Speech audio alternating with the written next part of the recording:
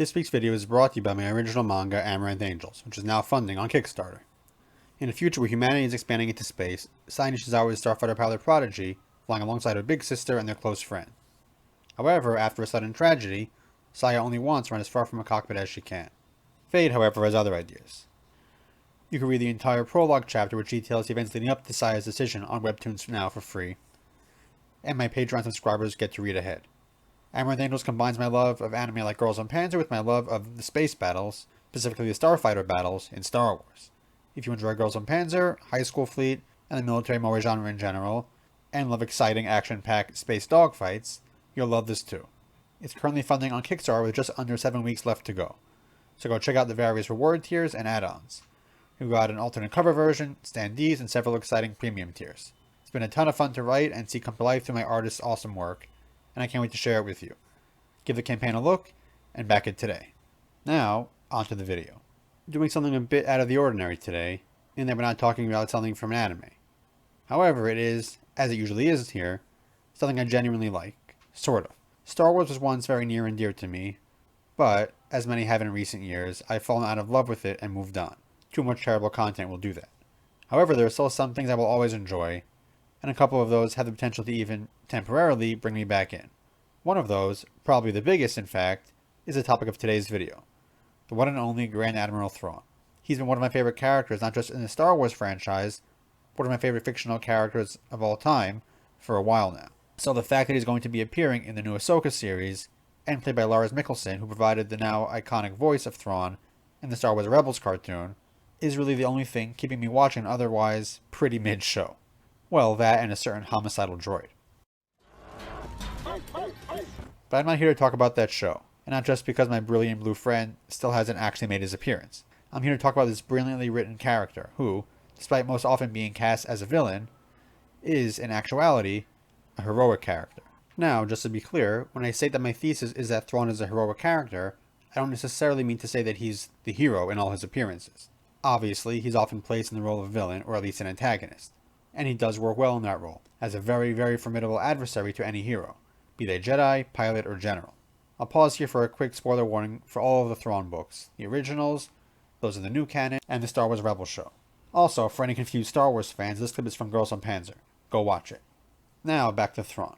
In order to prove my point, I'll touch on a number of characteristics which are generally considered to be those of heroic characters, and quickly look at how Grand Admiral Thrawn, despite spending much of his career working with the bad guys, actually hits all of them.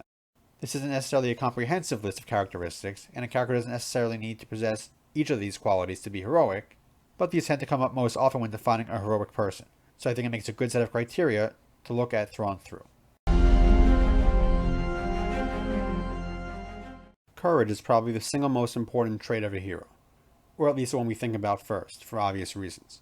Whether you think Thrawn is truly a villain or not, you cannot deny he possesses a great deal of courage. In none of his appearances does he shy away from taking his flagship into the fight, and when necessary, he personally takes on dangerous missions on his own, particularly in the recent Thrawn novels by Timothy Zahn. Thrawn may be more of a tactician than a frontline fighter, but what matters is his willingness to put himself in harm's way when necessary for the mission. He's best known for winning battles that he shouldn't be able to, after all. You don't fight battles like that without genuine courage. He also does have some measure of combat skill, as we see in both the Rebels and the Thrawn novels, since Thrawn values physical training along with mental training. Loyalty is almost always seen as a positive personality trait, and so we see it in many heroes. Again, no matter where one ultimately falls in the debate about what sort of character, narratively, Thrawn is, you cannot doubt that he is a very loyal person. When he makes a promise, when he swears to fight for someone or something, he holds true to that to the best of his ability, no matter what it might cost him personally. Obviously, his primary loyalty is, as it should be, to his people the Chiss, and especially in current canon, Thrawn has gone above and beyond to serve his people, even when it requires from him sacrifice and enduring hardship. And of course, while serving the Empire, he also remains loyal because he has sworn oaths to do so, despite not agreeing with many of its decisions. For him, it's a matter of honor and principle. We also can't forget his loyalty to his friends and comrades, from his friend Eli Vanto, to his crew, to even others who might not like him. Thrawn goes out of his way to help them. Early in his Chiss career, he took pains to arrange things that if a mission went wrong, the blame would fall only on him, while sharing credit if it went well. Which brings us to our next point. Thrawn is never seeking personal glory, power, or prestige, quite unlike the vast majority of villains, especially in Star Wars. This has been a constant throughout his career, both with the Chiss and with the Empire. He views himself as a warrior, with his role being to serve his people. As I mentioned earlier, Thrawn is never acting for personal gain. There is always something greater behind his actions. He fights on behalf of his people, takes risks, both physical and legal, on himself instead of letting his allies put themselves on the line, at least when it's possible to do so. This happens constantly in the canon Thrawn novels. As smart and as confident as Thrawn is, he isn't clairvoyant, so these are very real risks he takes upon himself. Remember, this is a man who essentially asked to be exiled, so he could work from outside the Chiss in order to help them as best he could. Throughout his career in the Chiss military, he did have many opportunities to advance himself, but never seizes them, at least not actively so, because that's not what matters to him.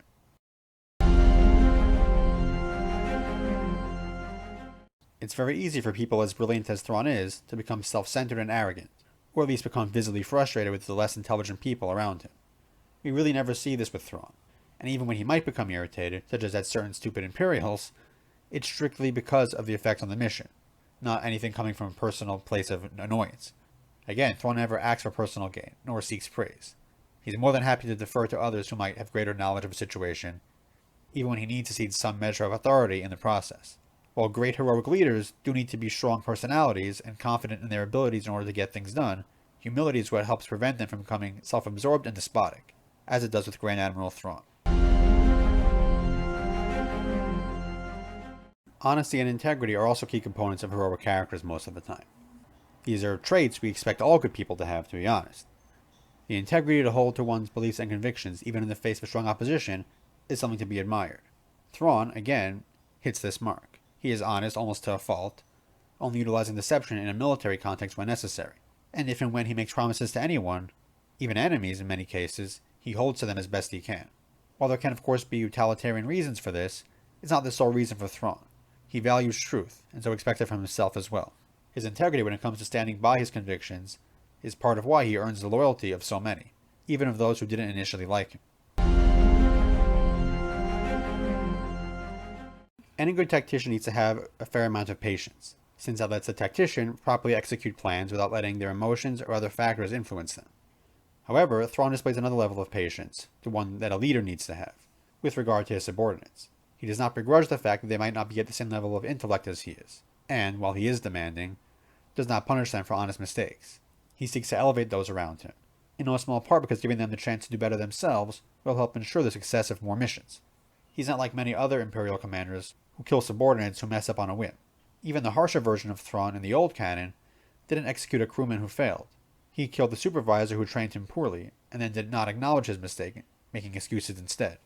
Thrawn has high demands of people who work under him, but he knows that people are not perfect, and he has the patience to allow them to improve themselves.